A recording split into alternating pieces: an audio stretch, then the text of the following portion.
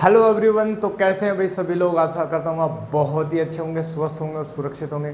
मेरा नाम है Amit Kumar. I again welcome you on Amity physics YouTube channel Amity physics 2.0। ठीक है, तो चलिए शुरुआत करते हैं। आज इस लेक्चर में हम क्या बताने वाले हैं। जैसा कि आपको पता है कि हमारा जो ओल्ड चैनल है एमिटी फिजिक्स नाम से, ये वाला चैनल है Amity physics 2.0 and the old channel is Amity physics. तो उस ओल्ड चैनल के ऊपर हमने 11th क्लास का कुछ पोर्शन शुरू किया था, जिसमें हम चैप्टर पढ़ा रहे थे फ्रिक्शन के बारे में। एनएलएम का पोर्शन चल रहा था, न्यूटन्स लॉज ऑफ मोशन, उसके अंदर हम पढ़ा रहे थे फ्रिक्शन के बारे में। ठीक है, उसमें हम पढ़ा रहे थे फ्रिक्शन के बारे में। और फ्रिक्शन में हमने क्या पढ़ाया था, फ्रिक्शन में मुझे लगता है कहाँ तक हो गया था, जहाँ तक हमने बताया था उसके आगे हम कंटिन्यू करते हैं। इससे पहले का जो पोर्शन है वो आप ओल्ड चैनल एमिटी फिजिक्स, ठीक है, AMITY स्पेस फिजिक्स, उसमें जाइए और वहाँ पर जा कर के कवर कीजिए। आज हम आगे फर्दर डिस्कस करेंगे, ठीक है, उसके कुछ क्वेश्चंस भी डिस्कस करेंगे। और 11th फिजिक्स का प्यारे दोस्तों कॉन्सेप्ट तो होती है, लेकिन उसमें क्वेश्चंस ज़्यादा करवाने पड़ते हैं और हम क्वेश्चंस के ऊपर डिस्कस करेंगे। ठीक है, तो चलिए प्यारे दोस्तों, मेरे पास क्वेश्चंस हैं और साथ ही साथ कॉन्सेप्ट भी बताएंगे। फ्रिक्शन के बारे में जल्दी से एक बार क्विक रिवीजन कर लेते हैं, आपको ध्यान हो तो। क्विक रिवीजन कर लूँ क्या? जी बिल्कुल कर लेते हैं क्विक रिवीजन, ठीक है ना। क्विक रिवीजन कर लेते हैं। पहली बात तो फ्रिक्शन के बारे में कर ले बिल्कुल प्यारे दोस्तों, यस। तो फ्रिक्शन यदि मैं बात करूँ तो फ्रिक्शन का मतलब क्या, ठीक है। न्यूटन्स लॉज ऑफ मोशन है चैप्टर, हमारा जो चैप्टर है वो है न्यूटन्स लॉज ऑफ मोशन, ठीक है। और उस न्यूटन्स लॉज ऑफ मोशन में प्यारे दोस्तों, ठीक है, एक सेकंड रुकना।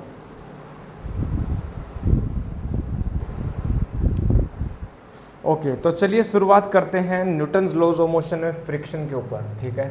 हम बातें करेंगे फ्रिक्शन के ऊपर प्यारे दोस्तों।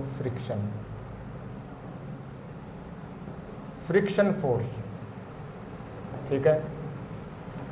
तो प्यारे दोस्तों यस, फ्रिक्शन फोर्स की यदि मैं बात करूं, ठीक है ना, फ्रिक्शन फोर्स की यदि मैं बात करूं प्यारे दोस्तों, थोड़ा लूज है ये, ठीक है। तो फ्रिक्शन फोर्स की यदि मैं बात करूं तो क्या होता है फ्रिक्शन फोर्स।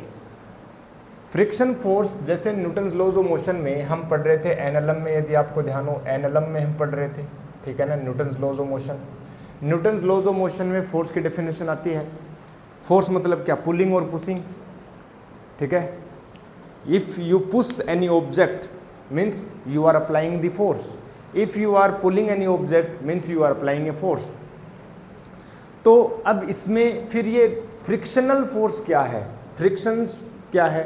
देखो फोर्सेस के बहुत सारे टाइप्स होते हैं, स्प्रिंग फोर्स होते हैं, कॉन्टैक्ट फोर्स होता है, ठीक है। जैसे फंडामेंटल फोर्सेस तो अपने पास 4 हैं, 4 फंडामेंटल फोर्सेस हैं नेचर में, ठीक है।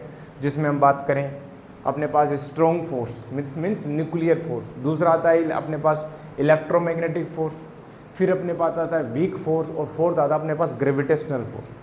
तो वो तो चलो ठीक है, वो 4 फंडामेंटल फोर्सेस है अपने यूनिवर्स में। लेकिन हम बातें करें कि जो हम मैकेनिक्स में पढ़ेंगे वो होगा अपने पास फ्रिक्शन फोर्स होगा, कॉन्टैक्ट फोर्स होगा, स्प्रिंग फोर्स होगा, अलग अलग फोर्सेस आएंगे, उसमें से हम पढ़ रहे हैं फ्रिक्शन फोर्स। तो फ्रिक्शन फोर्स कैसे काम करता है, ठीक है। फ्रिक्शन फोर्स कैसे काम करता है प्यारे दोस्तों, हमें पता है कि फ्रिक्शन फोर्स जो है ये रिलेटिव मोशन को अपोज करता है, ठीक है। रिलेटिव मोशन के अगेंस्ट होता है। जब भी किसी भी ऑब्जेक्ट में या दो ऑब्जेक्ट के बीच में रिलेटिव मोशन हो, ठीक है, रिलेटिव मोशन को, ठीक है, रिलेटिव मोशन को अपने पास वो क्या करता है, अपोज करता है रिलेटिव मोशन, ठीक है। हमें जैसे मैं बात करूं, सपोज करो रिलेटिव मोशन हो, मान लेते हैं एक अच्छा सा अपने पास एक डायग्राम बनाते हैं। ये अपने पास अर्थ है, ठीक है, ये अपने पास क्या है, अर्थ है, अर्थ प्लेन है, और ये अपने पास कोई ब्लॉक है m मास का। जब ये v वेलोसिटी से मूव करेगा, ये v वेलोसिटी से जब मूव कर रहा है प्यारे दोस्तों, तो होगा क्या ये मास जो है, ये क्या ये ब्लॉक है, क्या इस अर्थ प्लेन के रेस्पेक्ट में क्या ये मोशन में है, इसके रिलेटिव में ये गति में है, इस अर्थ प्लेन के रिस्पेक्ट में ये गतिमान है, ठीक है, मूविंग है। तो यहाँ पर फ्रिक्शन फोर्स आएगा।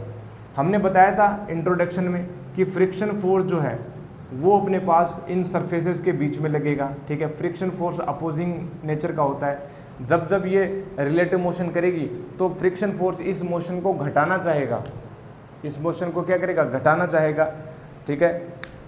तो ये अपने पास फ्रिक्शन फोर्स आता है। यहाँ पर इनकी सरफेस को यदि हम जूम करें, इन सरफेस को यदि हम जूम करें, यदि मैं जूम इन करूँ इस सरफेस को, तो हमें पता है कि यहाँ पर जो फ्रिक्शन फोर्स है वो it is a type of electromagnetic force, it is a type of electromagnetic force, ठीक है ना। इलेक्ट्रोमैग्नेटिक फोर्स, एक सरफेस है, दूसरी सरफेस है, एक सरफेस के जो मॉलिक्यूल्स और एटम्स हैं उनके न्यूक्लियस और इलेक्ट्रॉन, दूसरी जो सरफेस है उसके इलेक्ट्रॉन और न्यूक्लियस आपस में क्या करते हैं, अट्रैक्शन फोर्स करते हैं, इंटरलॉकिंग हो जाती है, ठीक है ना, बॉन्ड बन जाते हैं।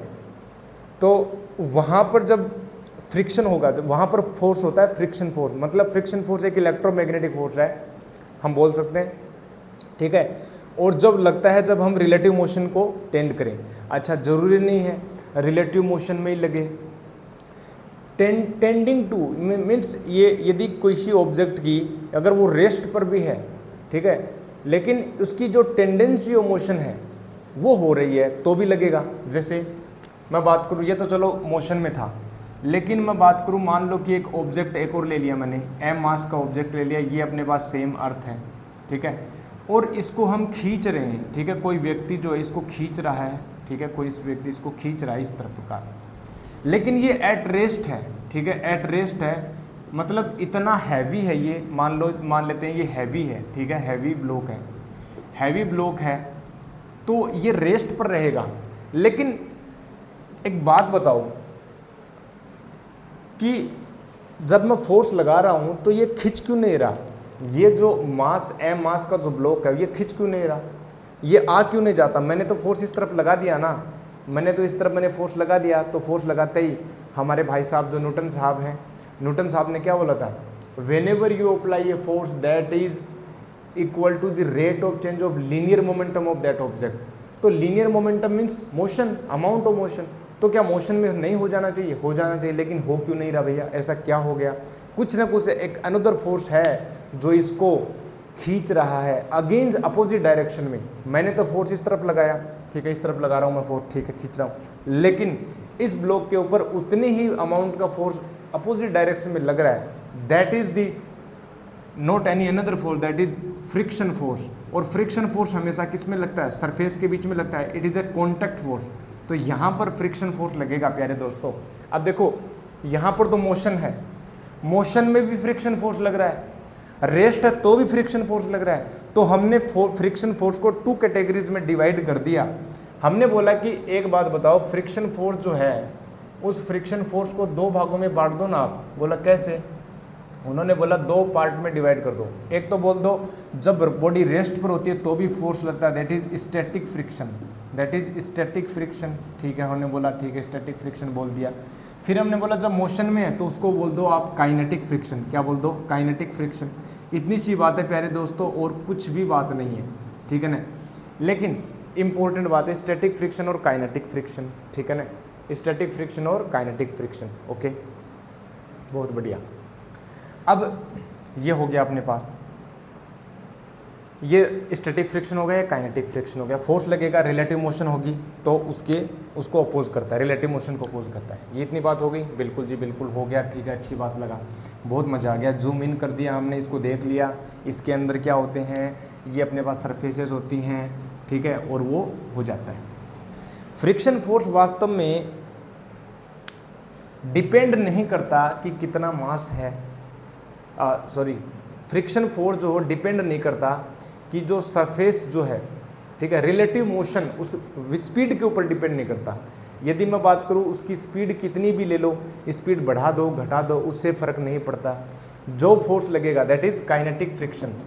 इस पहले वाले केस में काइनेटिक फ्रिक्शन, इस वाले केस में स्टैटिक फ्रिक्शन। तो काइनेटिक फ्रिक्शन हो या स्टैटिक फ्रिक्शन हो, इस पर डिपेंड नहीं करता है कि ब्लॉक जो है कितनी स्पीड से मूव कर रहा है।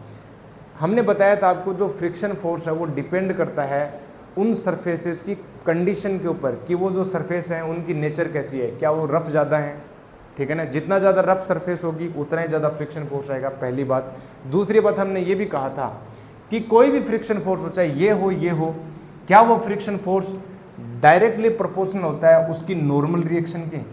जैसे मैं बात करूं कि हमने बोला था कि मान लो एक एम मास का ब्लॉक ले लो, एक एम मास का ब्लॉक ले लो, और जब यहाँ पर हमने रखा था, हमने बोला था कि इस ब्लॉक के ऊपर दो फोर्स लग रहे हैं, एक तो लग रहा है mg, ठीक है ना, एक ये अर्थ इसके ऊपर एक फोर्स लगा रही है, that is normal reaction, that is normal reaction. यदि मैं इसका फ्री बॉडी डायग्राम बनाऊं इस ब्लॉक का, तो ऐसा ही तो होगा, इसके ऊपर नॉर्मल और इस पर mg लग रहा है, ठीक है। अब देखो यहाँ पर यदि इसकी टेंडेंसी ऑफ मोशन इस प्रकार है, टेंडेंसी ऑफ मोशन, ठीक है, टेंडेंसी ऑफ मोशन जो है वो इस प्रकार से है, ठीक है, कोई व्यक्ति इस तरह खींच रहा है इसको, ठीक है ना, कोई व्यक्ति इस तरह खींच रहा है, तो यहाँ पर फ्रिक्शन फोर्स लगेगा, ठीक है।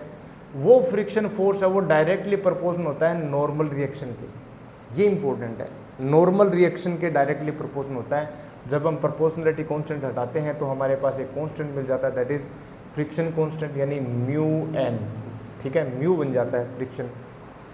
अब देखो यहां पर इंटरेस्टिंग बात है, जब बॉडी रेस्ट पर होती है यानी स्टैटिक फ्रिक्शन लगेगा, जब बॉडी रेस्ट पर होती है तो स्टैटिक फ्रिक्शन लगेगा। अब मुझे एक बात बताओ, स्टैटिक फ्रिक्शन को हम बोल देते हैं एस से और काइनेटिक फ्रिक्शन को हम बोल देते हैं एफ के से, ठीक है। क्या ये दोनों इक्वल होते हैं या क्या ये इक्वल होते हैं या अलग अलग होते हैं, ठीक है, मुझे बताओ जरा। जब ब्लॉक रेस्ट पर था, जब ब्लॉक रेस्ट पर था, ठीक है, और मैं खींच रहा हूँ उस ब्लॉक को, फिर भी वो रेस्ट पर है, तो एक फ्रिक्शन फोर्स लग रहा है, that is static frictional force. But जब मैंने उसको इतना खींच लिया कि वो मोशन में आ गया, ठीक है, वो मूवमेंट में आ गया, तब जो फोर्स होगा वो काइनेटिक फोर्स होगा। क्या इन दोनों फ्रिक्शन फोर्सेस में क्या कोई डिफरेंस है? जी हाँ, बिल्कुल। स्टैटिक फोर्स की वैल्यू इस फ्रिक्शनल फोर्स से ज़्यादा होती है। क्यों? कई बार क्वेश्चन भी आता है कि मोशन को शुरू करने में, ठीक है, जस्ट उस ब्लॉक को रेस्ट से मोशन में लाने के लिए जो फोर्स लगाना पड़ता है वो ज़्यादा होता है, क्योंकि स्टैटिक फ्रिक्शन ज़्यादा है। क्यों है? क्योंकि प्यारे दोस्तों, जब ऑब्जेक्ट रखी है, ठीक है, जब ऑब्जेक्ट रखी है, ठीक है, तो जो एक ऑब्जेक्ट दूसरी ऑब्जेक्ट आपस में जो बॉन्ड है वो बन जाते हैं, ठीक है, बॉन्ड बन जाते हैं। दूसरी बात, इंटरलॉकिंग हो जाती है, ठीक है।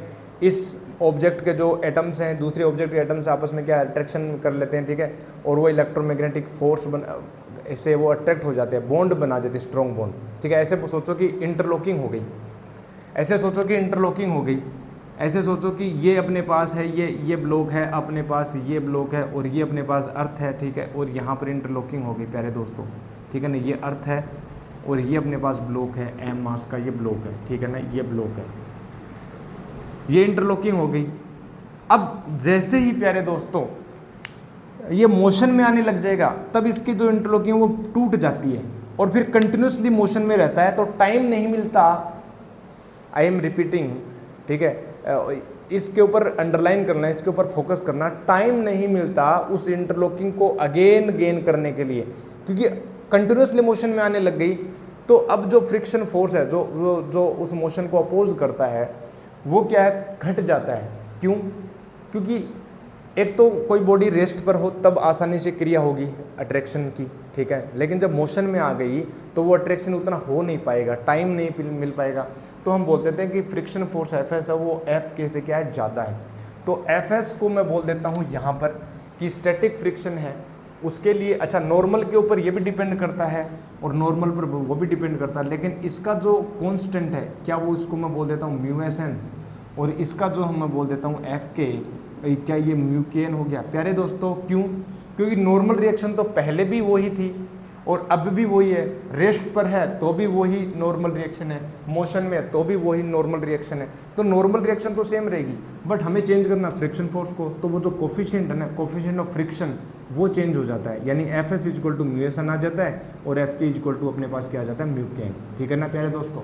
इसका मतलब म्यू एस जो है वो ज़्यादा हो जाएगा, ठीक है, म्यू के से प्यारे दोस्तों। यस, इतनी बात समझे?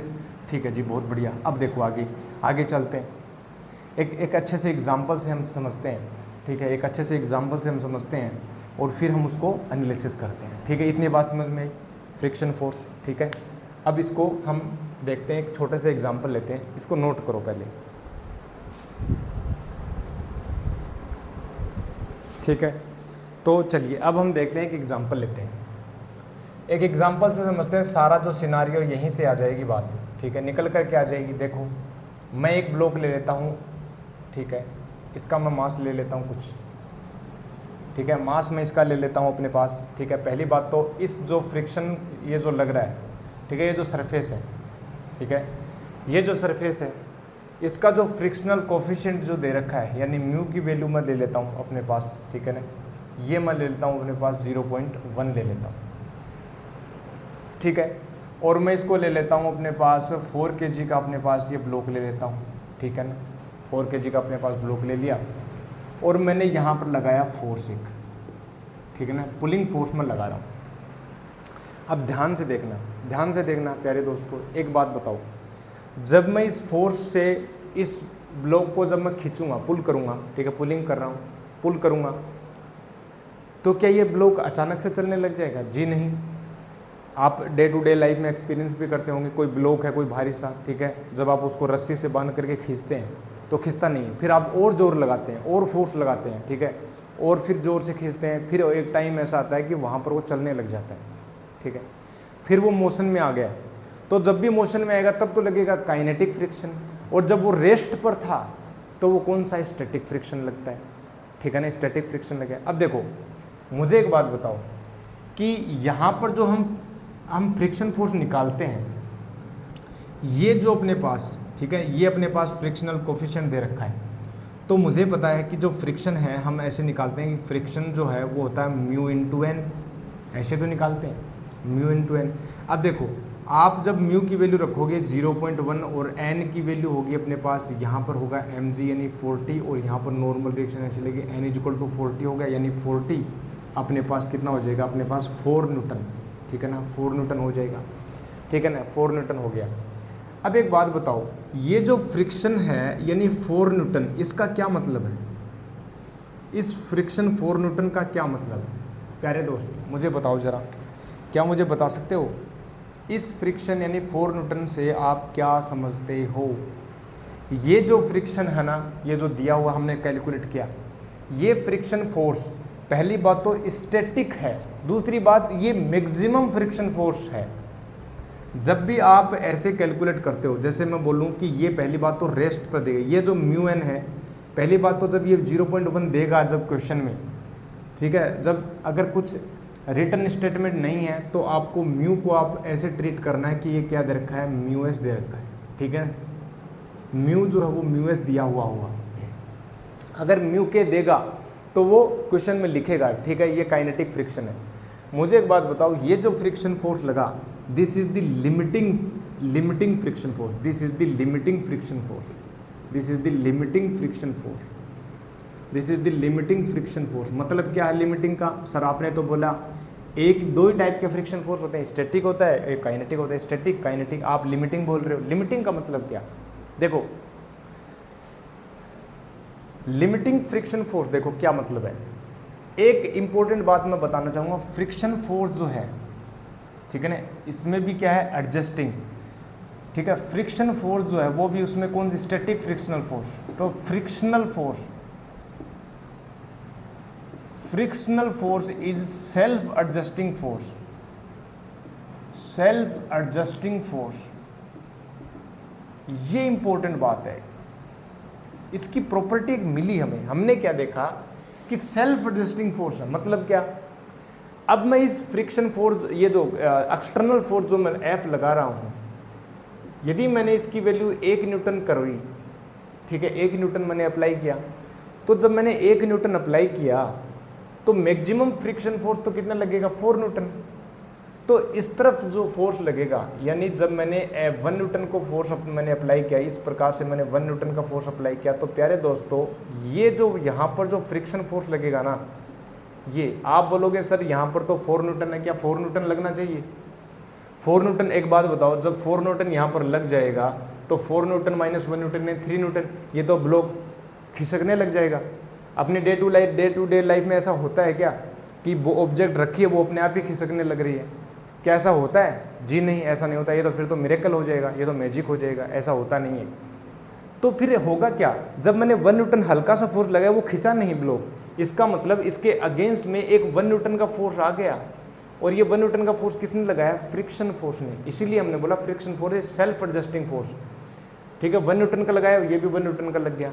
लेकिन जैसे ही मैंने इस ब्लॉक के ऊपर 2 न्यूटन का फोर्स मैंने बढ़ाया, ठीक है, मैंने मेरी पावर बढ़ाई, मैंने मेरी स्ट्रेंथ बढ़ाई, तो इसने भी क्या किया? उसने भी बोला कि मैं भी बढ़ा लूंगा, यानी 2 न्यूटन आ गया। सेल्फ एडजस्टिंग फोर्स है, उसने भी 2 न्यूटन कर लिया। फिर मैंने कहा भैया तेरी कितनी लिमिट है, तेरी कितनी हद है, मैं देखता हूँ जरा। तो 3 न्यूटन किया, इसने बोला मेरे पास भी है 3 न्यूटन। ठीक है, आप देख पा रहे हो ये जो फ्रिक्शन फोर्स है इसकी लिमिट 1 न्यूटन कर दिया, इसने भी 2 न्यूटन कर दिया, 3 न्यूटन। लेकिन मैंने अभी भी लिखा है लिमिटिंग फ्रिक्शन फोर्स कितना है? 4 न्यूटन। मतलब इसकी जो लिमिट है ना, इसकी जो सीमा है, इसकी जो हद है, ठीक है, या मैं बोलूँ अपनी लोकल लैंग्वेज, इसकी जो औकात है ना, इसकी औकात वो केवल 4 न्यूटन की है। मतलब इसका मतलब ये, यदि मैंने इसके ऊपर 4.1 न्यूटन का फोर्स लगा दिया ना प्यारे दोस्तों, 4.1 न्यूटन का, तो इसकी औकात केवल कितनी है? 4 न्यूटन की है। इसके आगे ये नहीं लगा पाएगा और ब्लॉक क्या हो जाएगा? मोशन में आने लग जाएगा। ब्लॉक किस में आने लग जाएगा? ब्लॉक इन मोशन, मोशन में हो जाएगा। ठीक है, अब ये मूव करने लग जाएगा, और जैसे ही ब्लॉक मोशन में आ गया तो जो फ्रिक्शन फोर्स था वो अब लगेगा काइनेटिक फ्रिक्शन फोर्स। और काइनेटिक के लिए हम कैसे कैलकुलेट करेंगे? एफ के इक्वल टू होगा म्यू के एन। कई बार म्यू के दे देगा, ठीक है, म्यू के देगा एग्जाम में, नहीं दे तो यही हम यूज़ कर सकते हैं मैक्सिमम लिमिटिंग। ठीक है, तो ये जो एफ, ये जो म्यू एन हम निकालते हैं, ये जो म्यू एस एन हम निकालते हैं ना प्यारे दोस्तों, म्यू एस एन, ये मैक्सिमम लिमिट को दिखाता है। ठीक है ना, ये मैक्सिमम लिमिट को देता है। It is the maximum, it is the limiting friction force, but it can be reduced, ठीक है, according to the applied force, external applied force. ठीक है, जैसे जैसे हमने एक्सटर्नल अप्लाइड फोर्स हमने अलग अलग किया तो ये भी अलग अलग होता गया, लेकिन इसकी मैक्सिमम 4 न्यूटन है। अब नहीं लगेगा, अब ये मोशन में आ गया। जैसे ही मैंने 5 न्यूटन कर दिया, अभी भी 4 न्यूटन रहेगा। अगर मैंने 6 न्यूटन कर दिया, अभी भी यही रहेगा। ठीक है ना, 7 न्यूटन कर दिया, अभी 4 न्यूटन रहेगा। तो ये बातें हैं। इसका एक अच्छा ग्राफ आता है, बहुत बढ़िया एक ग्राफ आता है। जैसे हम बात करें कि यहाँ पर एक ग्राफ आता है, जैसे मैं बोलूँ कि ये फ्रिक्शन फोर्स है, ठीक है, ये फ्रिक्शन फोर्स है, और यहाँ पर ये एफ एक्सटर्नल फोर्स है। देखो मैक्सिमम इसकी हद है वो कितनी है? Mu S N. मैक्सिमम कितनी है? Mu S N. ठीक है, मैक्सिमम म्यू एस एन है, मतलब इसकी हद जो है वो मैक्सिमम म्यू एस एन है। बाकी इसके नीचे नीचे ये किसके इक्वल होता है? एक्सटर्नल फोर्स के। एक्सटर्नल फोर्स के इक्वल है कि नहीं है? एक्सटर्नल फोर्स के इक्वल है कि नहीं है? मतलब ये है कि एक्सटर्नल फोर्स जैसे जैसे मैंने ये किया, ये भी इक्वल है, ये भी इक्वल है। ठीक है ना, यानी मैं बोल सकता हूँ कि F is equal to F है। कब तक? जब तक एफ जो है अपने पास equal to mu S N है, तब तक है। अगर यदि मान लो एफ एक्सटर्नल जो फोर्स है greater than equal to mu S N हो गया, ठीक है ना, तो फिर ये एफ की वैल्यू जो है वो यहीं रहेगी। जैसे इसका जो ग्राफ आता है, हमने बोला ये स्ट्रेट लाइन रहेगी, स्ट्रेट लाइन। लेकिन जैसे ही मैंने friction force mu S N लगा दिया, इसके बाद में ये इक्वल नहीं रहेगा। ठीक है ना, इसकी वैल्यू मैक्सिमम है प्यारे दोस्तों। ठीक है ना, इसकी वैल्यू यहाँ पर म्यू एस एन लिमिट हो गई इसकी। जैसे मैंने आगे फ्रिक्शन, ये जो एक्सटर्नल फोर्स मैंने लगाया, अब जो क्या होगा? अब मुझे बताओ, अब जब मोशन में, अब यहाँ पर मोशन में आ गई बॉडी, यहाँ पर जो है वो मोशन स्टार्ट, ठीक है ना, मोशन स्टार्ट हो गई, मोशन स्टार्टेड हो गई। ठीक है, मोशन स्टार्ट हो गई। जब मोशन स्टार्ट हो जाएगी तो ये जो फ्रिक्शन फोर्स है वो लिमिटिंग फ्रिक्शन फोर्स है, काइनेटिक फ्रिक्शन फोर्स आ जाएगा। और हमने अभी भी चर्चा की थी कि जो काइनेटिक फ्रिक्शन है ये तो होगा स्टैटिक, काइनेटिक फ्रिक्शन घट जाएगा, मतलब इतना घट जाएगा। ठीक है, थोड़ा सा घटता है, ऐसा नहीं कि एकदम घट जाए, थोड़ा कम है, और फिर अपने पास उसकी वैल्यू कांस्टेंट मिलती है अपने पास, और फिर आप फोर्स बढ़ाते रहो, इसकी वैल्यू फिक्स रहेगी, इसकी वैल्यू हमेशा फिक्स रहेगी। यानी ये अपने पास क्या है? एफ के है। ठीक है ना, ये एफ के है, एफ के अपने पास म्यू के है। तो ये अपने पास एक रिजल्ट आता है। ठीक है ना, ये अपने पास एक ग्राफ आता है फ्रिक्शन फोर्स का, self adjusting force, static friction force, और अपने पास काइनेटिक फ्रिक्शन। ठीक है ना, ये हमने चर्चा की मोटा मोटा। अब एक कुछ एग्जांपल्स के ऊपर हम और भी डिस्कस करते हैं। ठीक है, क्वेश्चंस करते हैं, और हम देखेंगे 2 ब्लॉक सिस्टम में कैसे फोर्स अपन अप्लाई करते हैं। पहले इसको नोट करना ज़रा।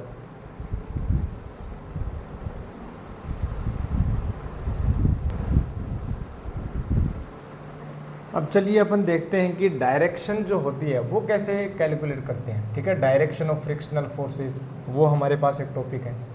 डायरेक्शन ऑफ, ठीक है, डायरेक्शन ऑफ फ्रिक्शन। ठीक है, direction of friction, friction force की डायरेक्शन कैसे चेक करोगे आप, कैसे करेंगे? देखो, यदि मैं बात करूं कि मान लो एक ब्लॉक है m, सिंपल से सिंपल हम लेके चलते हैं, ठीक है ना। m मास का कोई अपने पास ब्लॉक है और यहाँ पर ये अर्थ है, अर्थ जो है अपने पास यहाँ पर रखा हुआ है, ये रफ सरफेस है। ठीक है, इसका जो कोफिशिएंट ऑफ फ्रिक्शन है वो अपने पास दे रखा नहीं है। ठीक है ना, इसका कोफिशिएंट ऑफ फ्रिक्शन दे रखा नहीं है। ठीक है प्यारे दोस्तों, यस, कोफिशिएंट ऑफ फ्रिक्शन क्या दे रखा है? म्यू दे रखा है। इसका कोफिशिएंट ऑफ फ्रिक्शन क्या दे रखा है? म्यू दे रखा है। बहुत बढ़िया। अब मुझे एक बात बताओ, क्या बता दोगे मुझे एक बात? मान लो कि ये जो ब्लॉक है वो इस प्रकार से चल रहा है v मीटर पर सेकंड से, तो ये अर्थ तो रेस्ट पर है, ये अर्थ किस पर है? रेस्ट पर है। ये अर्थ जो है वो रेस्ट पर है, अर्थ चलती है थोड़ा ना है, ये ब्लॉक चल रहा है। तो इस ब्लॉक की इस अर्थ के रेस्पेक्ट में जो मोशन है वो इस तरफ है।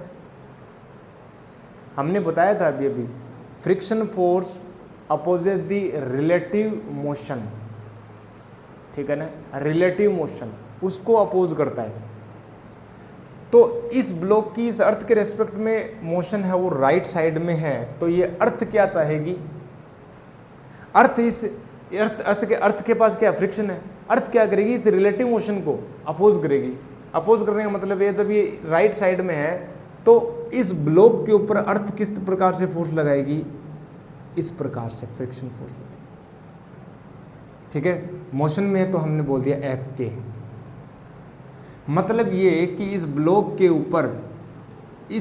के ऊपर यानी एम मास के ब्लॉक के ऊपर जो अर्थ है वो फ्रिक्शन फोर्स लगाएगी इस प्रकार से, यानी एफ के। और हमें पता है ये बात कि जब भी किसी एक ऑब्जेक्ट दूसरी ऑब्जेक्ट के ऊपर फोर्स लगाती है तो दूसरी ऑब्जेक्ट भी उतना ही अमाउंट का फोर्स लगाती है, but in opposite direction. It is the Newton third law. तो जब अर्थ ने लगाया एम मास के ऊपर इस तरफ लेफ्ट साइड में, तो क्या ये एम मास का ब्लॉक जो है उस अर्थ के ऊपर लगाएगा फ्रिक्शन? क्या राइट साइड में? क्या राइट साइड में लगाएगा फ्रिक्शन, यानी इस प्रकार से लगाएगा? बिल्कुल लगाएगा। और ये अपने पास पेयर में, तभी तो बोलते हैं न्यूटन थर्ड लॉ में के अकॉर्डिंग जो फोर्सेज वो हमेशा पेयर में एडजस्ट करते हैं। कोई भी फोर्स हो हमेशा पेयर में एडजस्ट करता है। ठीक है, यदि मैंने इस दीवार को पुश किया तो ये दीवार भी मेरे को धक्का लगा रही है। ठीक है, तो ये बातें हो गई फ्रिक्शन फोर्स की कैलकुलेट करने की डायरेक्शन। ठीक है, दूसरी बातें एक एग्जाम्पल ले लेते हैं, एक और एग्जाम्पल ले लें। जैसे मैं बात करूं डबल ब्लॉक सिस्टम की, जैसे मैं बात करूं कि ये एक M1 मास का ब्लॉक है। ठीक है जी, बहुत बढ़िया। और एक दूसरा जो है अपने पास एक और ब्लॉक है, यानी अपने पास M2 मास का ब्लॉक है, और ये रखे हुए हैं अपने पास अर्थ में। क्या रखे हुए हैं? अर्थ के ऊपर रखे हुए हैं प्यारे दोस्तों। किस पर रखे हुए हैं? अर्थ के ऊपर रखे हुए हैं। ठीक है ना। एक बार के लिए मैं ये बोल देता हूं कि ये स्मूथ है। ठीक है ना, क्या क्या पॉसिबिलिटी हो सकती है? ये स्मूथ हो सकता है, ये रफ हो सकती है। ठीक है, ये रफ हो सकती है, ये स्मूथ हो सकती है। ठीक है, दो कॉम्बिनेशन बना दो, 2 से 4 बन जाएंगे। ठीक है, रफ हो जाएगी, रफ स्मूथ हो जाएगी। ठीक है, ये स्मूथ ये रफ हो जाएगी। ठीक है, वो दोनों स्मूथ हो जाएगी। तो जब मैं बात करूं कि मान लो कि ये रफ सरफेस है, ठीक है ना, ये रफ सरफेस है, इसका जो कोफिशिएंट है मैंने बोल दिया कि μ1 है। कोफिशिएंट ऑफ फ्रिक्शन मैंने बोल दिया μ1 है। ठीक है जी, बहुत बढ़िया। और इसका जो फ्रिक्शन कोफिशिएंट है वो मैं बोल देता हूँ ये नहीं है, यानी ये जो है μ2 है वो 0 है। ये क्या है अपने पास? 0। जब ये ब्लॉक दूसरे ब्लॉक के ऊपर जब ये मोशन करेगा, यानी इस प्रकार से जब मोशन करेगा, ठीक है, v मीटर पर सेकंड से मोशन करेगा, तो एक बात बताओ जरा प्यारे दोस्तों, ठीक है ना, एक बात बताया जरा, क्या जब ये ब्लॉक दूसरे ब्लॉक के ऊपर स्लाइड करेगा, ठीक है, तो ये ब्लॉक क्या चाहेगा? मुझे बताओ जरा, क्या चाहेगा? ये ब्लॉक तो रुका हुआ है, ये ब्लॉक तो रुका हुआ है, तो ये इस ब्लॉक की जो मोशन है इसके रेस्पेक्ट में राइट साइड में है, तो ये ब्लॉक क्या चाहेगा कि भैया तो रुक, तेरी रिलेटिव स्पीड जो है, तेरी रिलेटिव मोशन है मेरे रिस्पेक्ट में राइट साइड में, तो मैं तेरे को रोकूंगा। यानी m1 के ऊपर जो फ्रिक्शनल फोर्स लगाएगा m2, कौन लगाएगा? m2 ही तो लगाएगा। तो m2 लगाएगा, कहेगा कि रुक जा तू, ठीक है ना, फ्रिक्शन फोर्स काइनेटिक फ्रिक्शन बोलेगा रुक जा। अब अभी भी हमने बातें की थी कि जितने भी फोर्सेस है वो पेयर में एग्जिस्ट करते हैं। तो m1 क्या करेगा? m1 कहेगा कि मैं भी तो लगाऊंगा तेरे ऊपर फोर्स, और कितनी, उसी डायरेक्शन में, राइट साइड डायरेक्शन में, अपोजिट डायरेक्शन में ये लग जाएगा फोर्स, ठीक है। ये मोशन करने लग जाएगा, ये मोशन करने लग जाएंगे प्यारे दोस्तों, ये मोशन करने लग जाएंगे, ठीक है कि नहीं? बहुत बढ़िया, बहुत बढ़िया, शानदार, वाजिबा। नीचे कोई फ्रिक्शन फोर्स है नहीं, बिल्कुल नहीं लगेगा, क्योंकि म्यू 0 है तो फ्रिक्शन फोर्स तो बिल्कुल ही नहीं लगेगा, तो फिर ये चलने लग जाएंगे, ठीक है। जब भी चेक करना हो ऐसे ही चेक करना है, ठीक है। एक ऑब्जेक्ट दूसरी ऑब्जेक्ट के रिस्पेक्ट में कितनी स्पीड से चल रहा है। अगर राइट साइड में, जैसे मैं बोलूँ कि कई बार, अच्छा एक और एग्जांपल लेता हूँ, जैसे मैं बात करूँ कि मान लो कि एक ब्लॉक है, ठीक है ना, एक ब्लॉक है, यानी मैं बोल देता हूँ m1 ब्लॉक है, ठीक है ना, ये चल रहा है मान लो 5 मीटर पर सेकंड की स्पीड से प्यारे दोस्तों, और एक और जो ब्लॉक है वो चल रहा है अपने पास 4 मीटर पर सेकंड की स्पीड से। कितनी स्पीड से चल रहा है? ये चल रहा है इसी डायरेक्शन में 4 मीटर पर सेकंड की स्पीड से। तो मुझे बताओ कि m1 के ऊपर फ्रिक्शन फोर्स किस तरफ लगेगा? चेक करो, m1 के ऊपर हमें चेक करना है, तो m1 की स्पीड देखो, m1 की स्पीड देखो, m1 की वेलोसिटी देखो m2 के रेस्पेक्ट में, क्योंकि इसके ऊपर फोर्स कौन लगाएगा? m2 ही लगाएगा। तो m1 की जो वेलोसिटी है m2 के रेस्पेक्ट में, वो कितनी है प्यारे दोस्तों? 5 i माइनस का क्या घटाते हैं क्या? मान लो ये एक्स एक्सिस है और ये मान लो वाई एक्सिस है, तो हम घटाते हैं क्या? 5 i माइनस का क्या 4 i, यानी क्या i हो जाएगा? क्या पॉजिटिव है? मतलब ये ब्लॉक इसके रेस्पेक्ट में राइट साइड में मूव कर रहा है, तो ये ब्लॉक क्या चाहेगा? तो रुक, मैं तेरे को राइट में नहीं जाने दूंगा, तो बोलेगा कि मैं इस तरफ लगाऊंगा तेरे को फ्रिक्शन फोर्स, ठीक है ना। तो ये क्या कहेगा कि तू मेरे को इस तरफ लगा रहा है, तो पैर में मैं अपोजिट डायरेक्शन में तेरे को इस तरफ लगा दूंगा। सिंपल सी बात है, सिंपल सी बात है, सिंपल सी बात है, ठीक है ना। ये इंपॉर्टेंट है। ऐसे ऐसे हम क्वेश्चंस करते जाएंगे और हम सीखते जाएंगे प्यारे दोस्तों, ठीक है ना। ये हम सीखते जाएंगे, क्वेश्चंस के से हम सीखें तो और भी बढ़िया रहेगा। क्वेश्चंस मैं ले लेता हूँ, एक अच्छा सा क्वेश्चन है, ठीक है ना, अच्छा सा क्वेश्चन हम ले लेते हैं। अच्छा, मैंने ये बताया नहीं, मान लो दोनों ही सेम स्पीड से हो, मान लो ये भी 5 मीटर पर सेकंड की स्पीड से हो, अगर ये भी 5 मीटर पर सेकंड की स्पीड से है, तो 5 माइनस का 4 कितना हो जाएगा? 5, यानी 0 हो जाएगा। अब ये 0 इस रिलेटिव स्पीड है, ये इसके रिलेटिव में 0 है, नहीं चल रहा, चल तो रहा है। यदि मैं ग्राउंड फ्रेम से इसको देखूंगा, अगर मैं इसकी भी 5 मीटर पर सेकंड ले लूँ, अगर मैं ग्राउंड फ्रेम से देखूं तो ये दोनों चल रहे हैं, लेकिन ये ब्लॉक इसके रेस्पेक्ट में नहीं चल रहा है। हमें बोला था रिलेटिव मोशन हो तभी फ्रिक्शन फोर्स एग्जिस्ट आएगा, अदरवाइज फ्रिक्शन फोर्स नहीं एग्जिस्टेंस में आएगा। तो इसका मतलब यहाँ पर फ्रिक्शन फोर्स एग्जिस्टेंस में नहीं होगा, यानी फ्रिक्शन फोर्स जो होगा यहाँ पर 0 होगा, 0 होगा, कोई फ्रिक्शन फोर्स नहीं होगा, ठीक है। फ्रिक्शन फोर्स कब आता है? या तो टेंडेंसी ऑफ मोशन हो, या मोशन ही हो, रिलेटिव मोशन हो रही हो, अदरवाइज नहीं आएगा, ठीक है। सिंपल सी बात, सिंपल सी बात है कि नहीं है? बिल्कुल जी, बहुत बढ़िया, शानदार, वाजिबा, मज़ा आ गया। ओके जी, ओके, ठीक है जी, ठीक है। इतनी बात समझ में आ गई। एक क्वेश्चन ले लेते हैं, एक क्वेश्चन मेरे पास दिया हुआ है यहाँ पर, ठीक है ना, ये क्वेश्चन दिया हुआ। चलो अब क्वेश्चन लेते हैं, पहले इसको नोट करना ज़रा।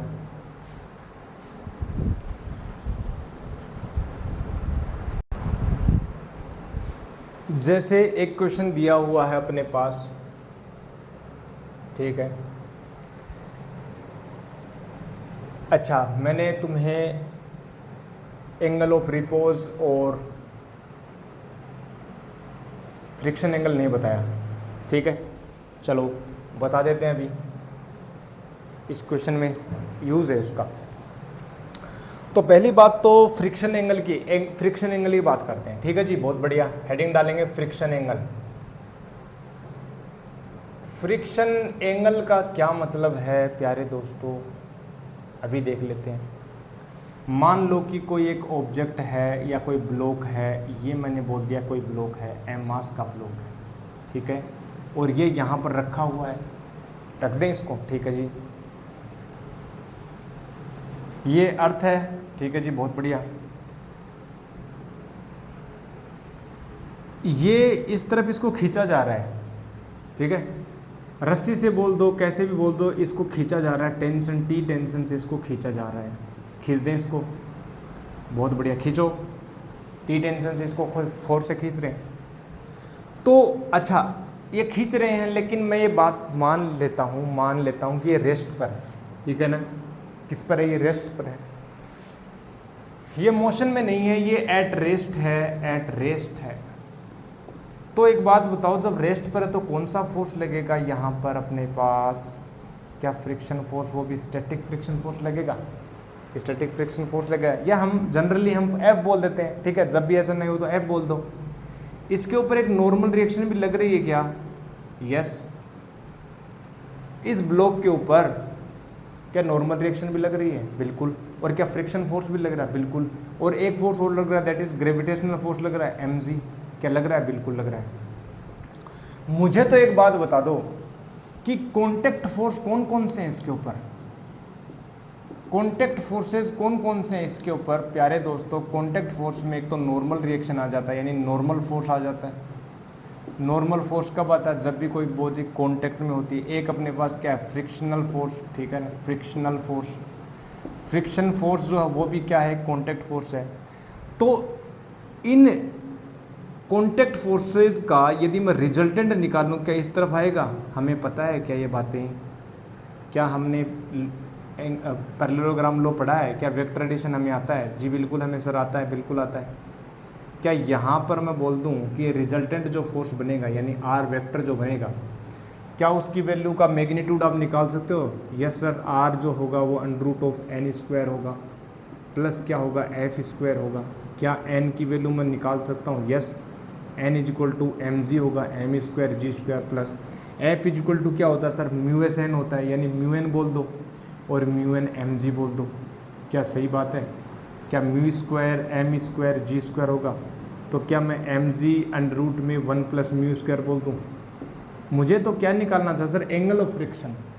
आप फ्रिक्शन एंगल बता रहे थे ना? बिल्कुल बता रहा था। फ्रिक्शन एंगल का मतलब होता है कि रिजल्टेंट कॉन्टेक्ट फोर्स और नॉर्मल रिएक्शन के बीच का जो एंगल होगा ना, ये वाला, ये जो एंगल होगा वो होगा एंगल, फ्रिक्शन एंगल।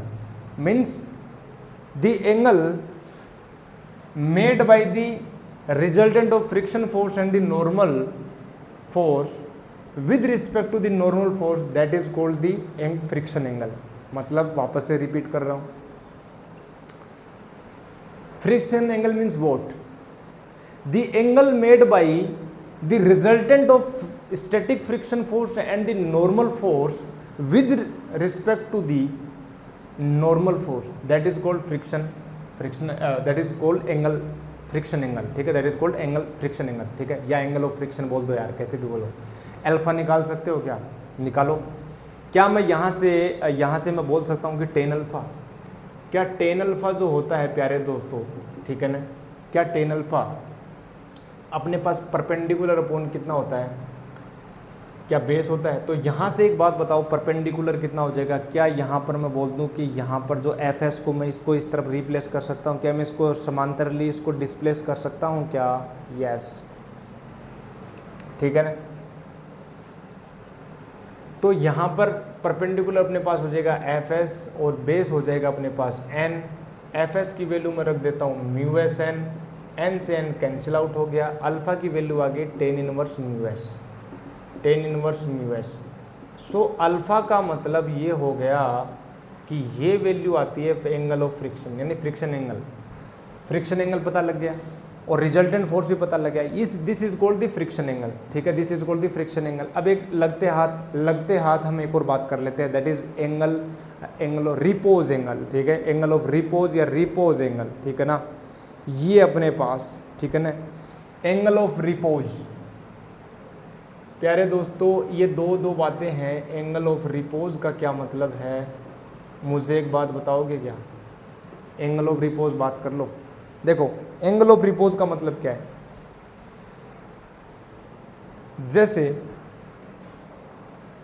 ये कोई ऑब्जेक्ट है अपने पास, ये कोई प्लेन है, प्लेन सरफेस है, यहाँ पर ऊपर जो है इसमें फ्रिक्शन है, इसके ऊपर आप कोई ब्लॉक रख दो, रख दिया। अब ये ब्लॉक रेस्ट पर है, ठीक है ना, ये ब्लॉक रेस्ट पर है। अज्यूम कर लो imagination is more important than knowledge, ठीक है ना। आइंस्टाइन ने कहा था ना, imagination is more important than knowledge. तो अपनी इमेजिनेशन यहाँ लगाओ, इमेजिन करो कि एक रफ सरफेस है और इमेजिन करो कि इसके ऊपर एक छोटा सा ब्लॉक रखा हुआ है, ठीक है। इमेजिनेशन बढ़ा दूँ आज तुम्हारी, क्या मैं इमेजिनेशन बढ़ा देता हूँ तुम्हारी? यस बढ़ा दो सर। तो ये मैंने बोल दिया कि एम मास का कोई ब्लॉक है, ठीक है ना, और आप जो इसको थोड़ा थोड़ा ऐसे टिल्ट करते जा रहे हो, इस सरफेस को आप थोड़ा थोड़ा टिल्ट करते जा रहे हो, ऐसा कर रहे हो, फिर ऐसे होगा ये, ठीक है ना, फिर ऐसा और कर दिया आपने टिल्ट, तो फिर ऐसा होगा, ठीक है ना। आप एंगल को बढ़ाते जा रहे हो, ठीक है ना, एंगल को क्या करते हो? बढ़ाते जा रहे हो। यस सर, एंगल को बढ़ाते जा रहे हैं, ठीक है ना। एम मास के एंगल, एम मास ये ब्लॉक वो टिल्ट होता जाए। क्या मैं इसको उठाता जाऊँ उठाता जाऊँ उठाता जाऊँ, क्या एक ऐसा एंगल आएगा जिस एंगल पर ये जस्ट खिसकने लग जाएगा? जस्ट बोल रहा हूँ, अभी खिसका नहीं है। अगर उस एंगल से मैंने थोड़ा सा भी मैंने मतलब माइन्यूट डिग्री भी मैंने थोड़ा सा बढ़ा किया इस एंगल को, ये ब्लॉक खिसकने लग जाएगा, वो नीचे आ जाएगा। तो वो एंगल जिसके ऊपर जस्ट खिसकने लग जाता है, that is called the angle of repose, ठीक है। Repose angle, repose angle. जैसे मैं मान लेता हूं कि ये एक पर्टिकुलर एंगल आ गया, ये एक पर्टिकुलर एंगल आ गया सर, ये मान लेते हैं कि थीटा एक एंगल आ गया जिसके ऊपर ये जस्ट खिसकने लग गया। प्यारे दोस्तों, जस्ट खिसकने लग गया, अभी खिसका नहीं है, अभी होने वाला है। मतलब इस एंगल से जब थोड़ा सा भी आगे बढ़ा दोगे, ठीक है, थोड़ा भी आगे बढ़ा दोगे, अल्फा ले लेते हैं ना, अल्फा ले लेते हैं, कोई बड़ी बात नहीं, इसको ले लेते हैं अल्फा। इसको मैंने अल्फा बोल दिया तो इसको थीटा बोल देते हैं, यार क्यों परेशान होते हैं। ओके, तो थीटा रिपोज, तो एम मास का ब्लॉक है। एक बात बताओ, ये मैंने थोड़ा सा भी टिल्ट किया, इसके ऊपर फोर्सेस कौन कौन से लग रहे हैं? क्या इसका फ्री बॉडी डायग्राम बना सकते हो? क्या इसका फ्री बॉडी डायग्राम? बिल्कुल बना सकते हैं सर। इस ब्लॉक के ऊपर एक तो फोर्स लग रहा है नीचे की ओर ग्राउंड में, ठीक है, gravitational force, that is mg sir, ये तो अच्छी बात है। इसके ऊपर नॉर्मल रिएक्शन हमेशा सरफेस के परपेंडिकुलर एक नॉर्मल रिएक्शन लगता है प्यारे दोस्तों, एक नॉर्मल रिएक्शन हमेशा इस सरफेस के परपेंडिकुलर लगता है, याद रखना, ठीक है। दूसरी बात, ये जो सरफेस है ये क्या रफ सरफेस है, और इसका फ्रिक्शनल कोफिशिएंट हमने दे दिया म्यू। क्या ये जो सरफेस है क्या वो रफ सरफेस है? जी बिल्कुल है, रफ सरफेस है। तो क्या ये खिसकेगी? इसकी टेंडेंसी ऑफ मोशन किस तरफ है? इस ब्लॉक की टेंडेंसी ऑफ मोशन, जैसे जैसे मैं इसको उठा रहा हूं, ये किस तरफ आना चाहेगा? दिमाग लगाओ जरा। ये ब्लॉक है वो इसी डायरेक्शन में मोशन करेगा, या तो इस डायरेक्शन में मोशन कर सकता है या इस डायरेक्शन में मोशन कर सकता है। तो मैं मेरी जो एक्सिस है, जो कोऑर्डिनेट सिस्टम है, क्या मैं मेरी सहूलियत के अकॉर्डिंग क्या मैं ऐसे ले लूँ? क्या मुझे कोऑर्डिनेट सिस्टम ऐसे ले लेना चाहिए? क्या कोऑर्डिनेट सिस्टम को हम कैसे भी ले सकते हैं? क्या हमारी आज़ादी होती है? बिल्कुल फ्रीडम है। तो ऐसे ले लिया हमने, ठीक है।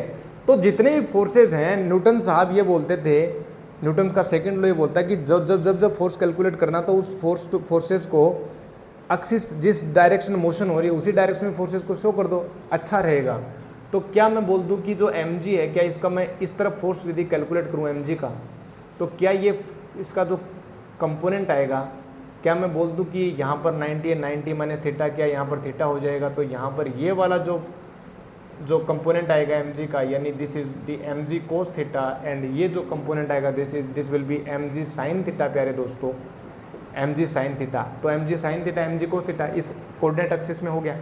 नॉर्मल रिएक्शन तो ऑलरेडी इसकी एक्सिस में है, but what about the friction force?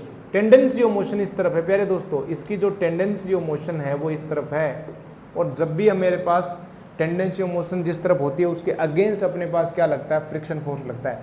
अब ये ब्लॉक चल नहीं रहा, मतलब स्टैटिक फ्रिक्शन लगेगा, जस्ट चलने वाला है, that is limiting friction force लगेगा, मीन्स म्यू एस एन यहाँ पर लग जाएगा, इसके अपोजिट में यहाँ पर लग जाएगा म्यू एस एन, एन लगेगा। एन इज इक्वल टू क्या है? एम जी कोस थीटा, क्योंकि ये इस तरफ तो उड़ेगा नहीं, इसका मतलब ये फोर्स इसके इक्वल हो जाना चाहिए, N is equal to M G cos theta, और यहाँ पर एन की वैल्यू मैं रख देता हूँ एम जी कोस थीटा।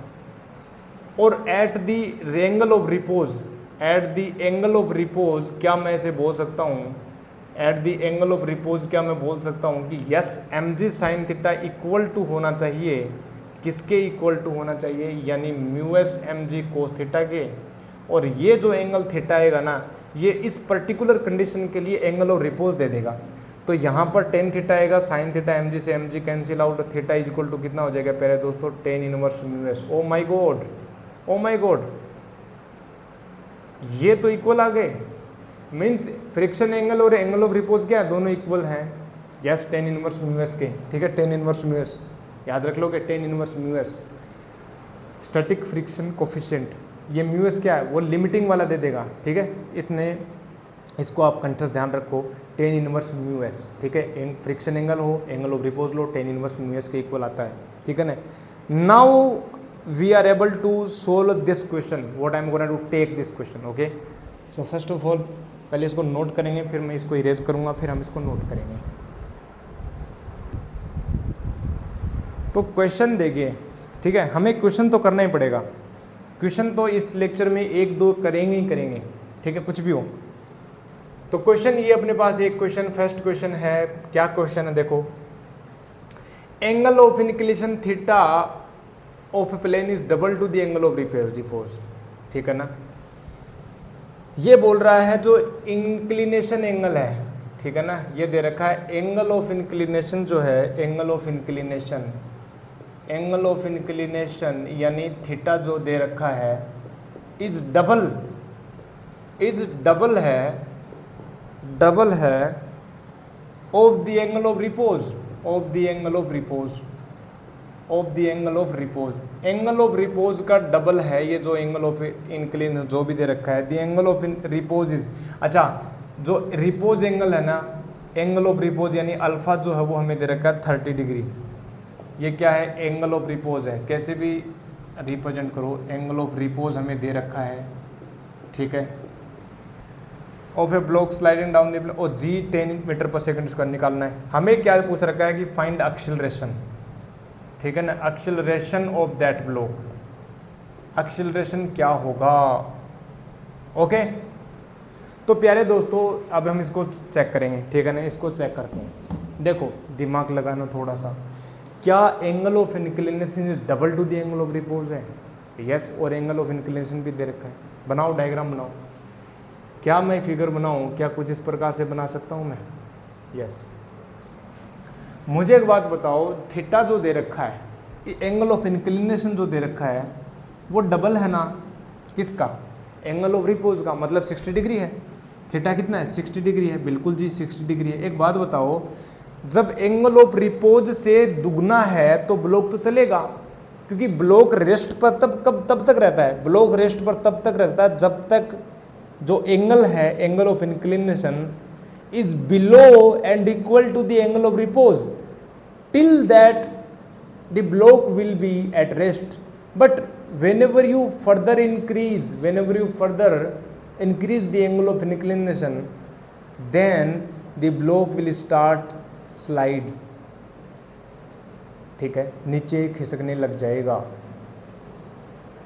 तो नीचे जब खिसकने लग जाएगा तो क्या मोशन में आ जाएगा, और जब मोशन में आ जाएगा तो क्या वहाँ पर काइनेटिक फ्रिक्शन लगेगा। अब यहाँ पर एक बात बताओ, ज़रा दिमाग लगाना, मुझे क्या जो एंगल ऑफ रिपोज दे रखा है तो अल्फ़ा जो है क्या टेन इनवर्स म्यू एस होता है, एंगल ऑफ रिपोज की बात करो तो जब अल्फ़ा यानी 10-30 डिग्री है, क्या 10-30 डिग्री क्या म्यू एस है, और 10-30 डिग्री 1/√3 होता है क्या ये म्यू एस की वैल्यू दे रखी है। जब भी काइनेटिक फ्रिक्शन नहीं दिया हुआ हो, sorry kinetic coefficient of friction नहीं दिया हुआ हो, तो क्या इसी को म्यू के भी मान लो, ठीक है। तो जब ये मोशन करने लग गया ना प्यारे दोस्तों, ये मोशन करने लग गया, ये मोशन में है, ये प्यारा जो है वो चल रहा है, ये चल रहा है, क्यों चल पा रहा है, ये चल पा रहा है, क्यों चल पा रहा है, मान लो इसका एक्सेलरेशन a मीटर पर सेकंड स्क्वायर है, ठीक है ना, a मीटर पर सेकंड स्क्वायर है। ये चल क्यों रहा है, क्योंकि इसका जो एंगल ऑफ इंक्लिनेशन है वो ग्रेटर देन है एंगल ऑफ रिपोज।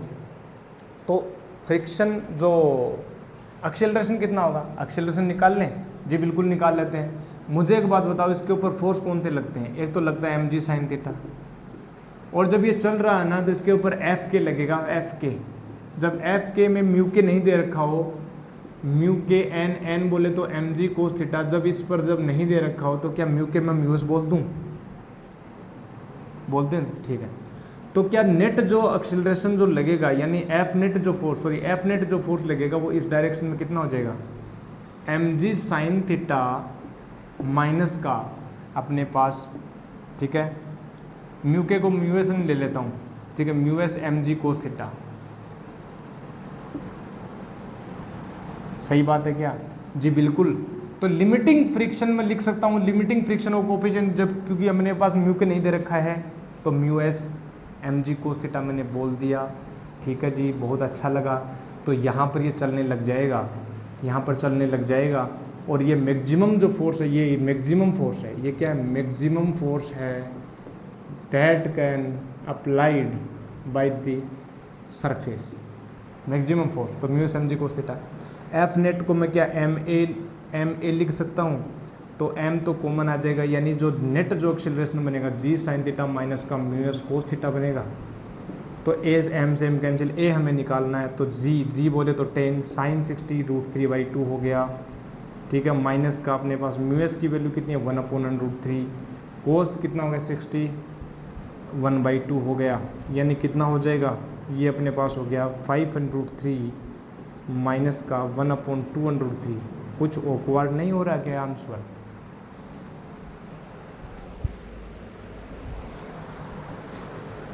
चेक करने दो, चेक कर लेते हैं ना प्यारे दोस्तों। अल्फा 30 है, जी 10 लेना, तो इसको सोल्व कर लो। सोल्व करोगे तो क्या आएगा? Acceleration of block slide on this plane, alpha 30 degree angle और डबल रिपोज है, 60 डिग्री है, ठीक है। तो इसका आंसर कितना आएगा? ऑप्शन दे रखी है, मैं चेक कर लूँ क्या प्यारे दोस्तों? ऑप्शन चेक कर लूँ, ठीक है, चेक कर लेता हूँ। क्या मैं इसको मल्टीप्लाई कर दूँ, यानी 10 हो जाएगा, और 10 3 30 हो जाएगा, 30 माइनस का 1/2√3। ये कुछ गड़बड़ नहीं आ रहा है क्या? कुछ गड़बड़ कर दी क्या?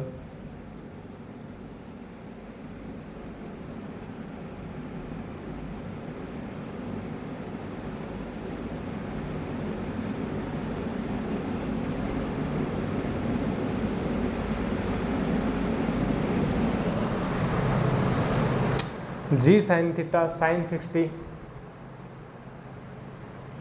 म्यू एस की वैल्यू कितनी है? 1/√3 हो गया, ठीक है, और कोस 60 साइन 30 1/2 हो गया, तो 5√3 माइनस का 2√3, यानी कितना हो जाएगा? 10√, ठीक है, 30 माइनस का 1 हो गया, ये अपने पास आंसर आ रहा है 30 माइनस 1, 5 2 जा 10 हो जाएगा, 10 3 जा अपने पास 30, 30 माइनस 1/2√3, ये अपने पास ए एक्सीलरेशन। लेकिन इसका ऑप्शन कुछ अलग दे रखे हैं प्यारे दोस्तों।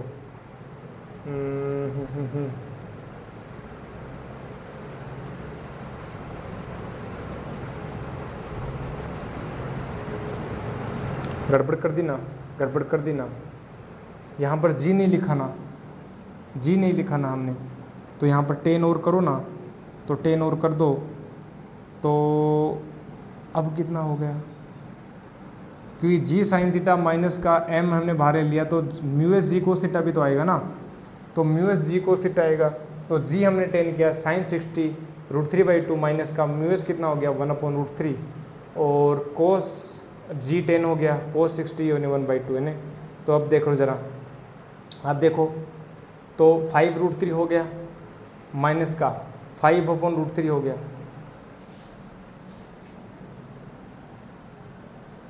5√3 हो गया, और ये हो जाएगा 5/√3 हो गया, ठीक है ना। अब देखो ज़रा, अपने पास 5 हो गया, और ये 2/√3 हो गया, यानी अपने पास आया 10/√3।